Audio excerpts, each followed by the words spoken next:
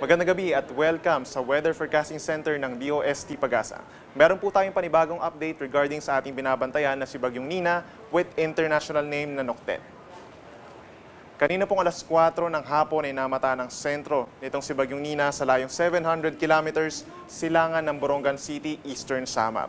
Taglay pa rin po nito ang hangin na umaabot sa 105 kilometers per hour malapit sa gitna at may pagbugso naman na umaabot sa 130 kilometers per hour. Sa ngayon po ay kumikilos ito west-northwest at bahagyang bumagal po ito nasa 20 kilometers per hour ang movement.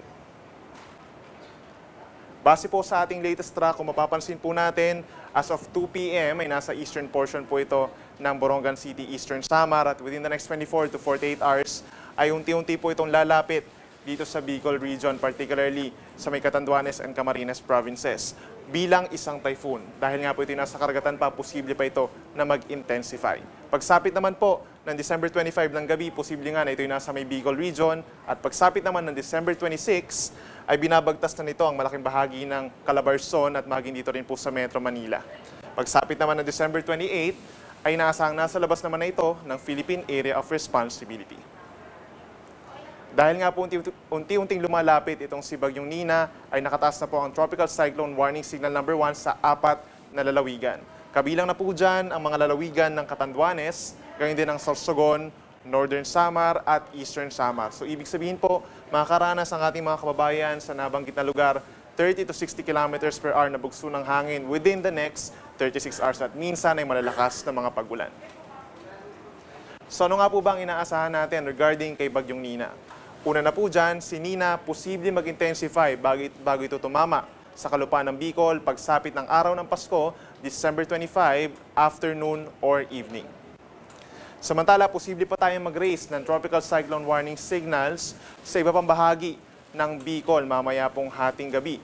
At posible pa rin for the next few days sa iba pang lugar sa Southern Luzon at maging dito rin po sa Metro Manila. Worst case po natin ay signal number 2. Samantala, stormy weather or masungit na panahon ang mararanasan ng ating mga kababayan dito sa Metro Manila, gayon din sa Bicol Region, Calabarzon, mga lalawigan ng Bulacan, Pampanga, Bataan, Zambales, Marinduque, gayon din sa Oriental, Mindoro, Occidental Mindoro at Northern Samar.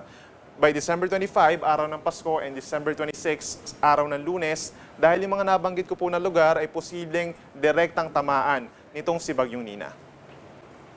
At dahil nga direktang tatamaan ang ating mga nasabing lugar, posible po ang moderate to heavy na mga pagulan na posible namang magdulot ng flash floods sa mga low-lying areas. Sa mga malapit po sa ilog ay posibleng tumaas din ang level ng tubig at posible rin ang landslides kung tuloy-tuloy po ang pagulan sa mga bulubundukin na lugar. Maliban po sa malakas na ulan, posible rin po ang malakas na hangin, which means posible po ito makasira ng mga different structures katulad ng kabahayan, mga parte ng bahay at maging mga puno rin. And then finally, bukod po sa mga nabanggit ko mga hazards, posible rin po ang storm surge or matataas na mga pag-alon around 1 to 2 meters sa mga coastal areas po ng Quezon Province, Bicol Region, and Samar. Pagsapit po yan ng December 25 and December 26.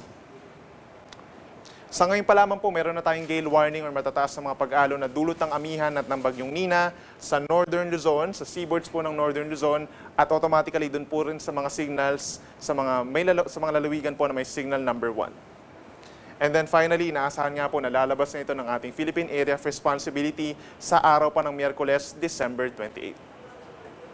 At yan muna ang latest mula dito sa Weather Forecasting Center ng DOST Pag-asa. Patuloy po tayo na magantabay sa ipapalabas na weather updates mamaya pong alas 11 ng gabi kung saan magkakaroon po tayo ng panibagong weather bulletin. At palagian po tayo mag-follow sa ating Facebook and Twitter pages at pumunta sa ating website www.pagasa.dost.gov.ph. Ako po si Benison Estareja reporting for Pag-asa Weather Report.